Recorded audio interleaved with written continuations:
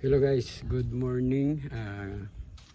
Welcome sa Kinos Works. Ngayong araw guys, meron akong gagawin. Ayan oh. Bali walang RPM at saka wala raw speedometer.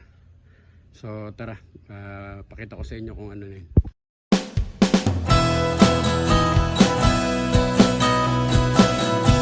Bali yan na guys yung ginagawa ko. Binaklas ko na siya lahat, tinignan ko yung mga kuryente. Okay naman na siya. Tapos sinubukan ko na rin magpalit ng speedometer. Ayan o.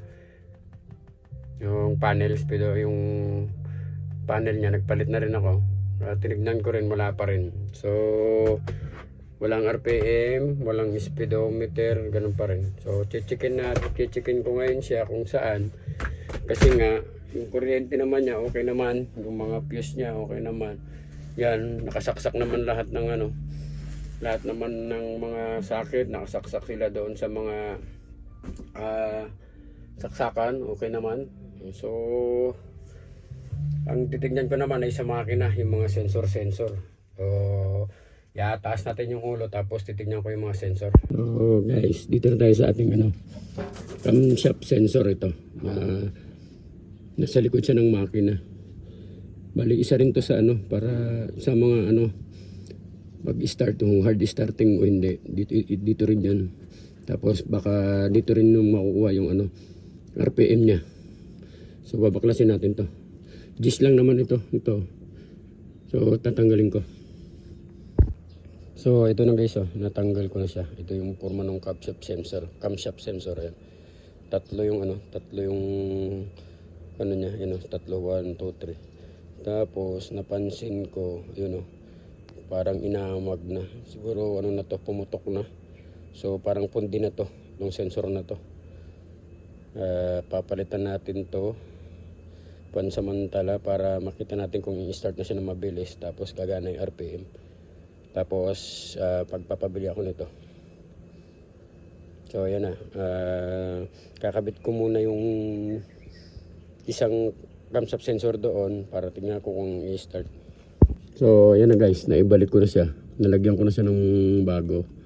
At titingnan ko muna kung naandar na siya. Tapos madali lang naman to. Pagtanggal nyo ng nut dito na tornilyo na G's yan, sisikwatin nyo lang yan ng flat screw. Angat na yan. Tapos pagbalik ganun din. Kasi may o-ring, matigas-tigas. Kaya medyo matigas tanggalin. Yan na. So papandarin natin guys. Ito na guys. Malalaman natin guys pag napa-start na natin kung mabilis na siyang umi-start, tapos kung gagana na yung RPM. So pa-startin ko. Ayan na. Gumana na. Okay na siya guys. Maganda na Patayin ko na muna. Patay ko sa kanya.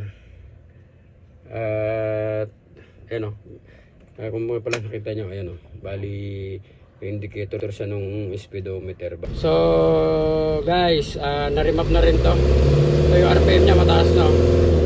Dati kasi 2 lang, tapos ngayon na-remap na. So ngayon okay na, 3,000 na. Ayan nagpas na siya. So yan na, tapos ipipinish na lang. Yan ang remap nya. Ayos na guys, wala nang problema. Tapos itong busina, naayos ko na rin yung nito, ribbon nya. Kasi airbag to. Naputol yung ribbon, inayos ko na rin yung ribbon nya, kaya may busina na yun. So yan na guys, nakapinish na siya. Yan. Maayos na, yan na. So i-on natin. Yan, naka-on na. Yan yung gamit din, mga special tools. Mga kasi to, puro star. Ayan, Allen wrench na star. Yan, yun lang yung gamit konti. So okay na tayo guys. O nga pala guys, naka 1,000 subscriber na tayo. Kaya maraming salamat sa mga nag-subscribe. At makakaasa kayo sa mga susunod nating video. Kapakita ko, hindi man kagandahan pero Wala pa tayo kasing pang video na maganda. So hanggang dito lang muna. So balang araw makabili rin tayo nun. Tapos balak ko rin sana makabili ng scanner para mas madali. Pag may scanner kasi guys, mas madaling makakagawa. Kasi ngayon puro mga electronics lang halos lahat ng truck, kaya dapat meron tayong scanner talaga. So isa pa, start natin. Yan na. So tignan natin mula sa labas. Yan.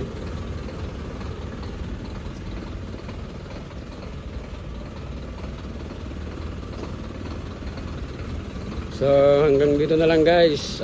Tapos na tayo dyan. Doon naman tayo lilipat sa forward din. Malos magkamukha yan. Dalawa sila. Yan. So maraming salamat guys sa panonood.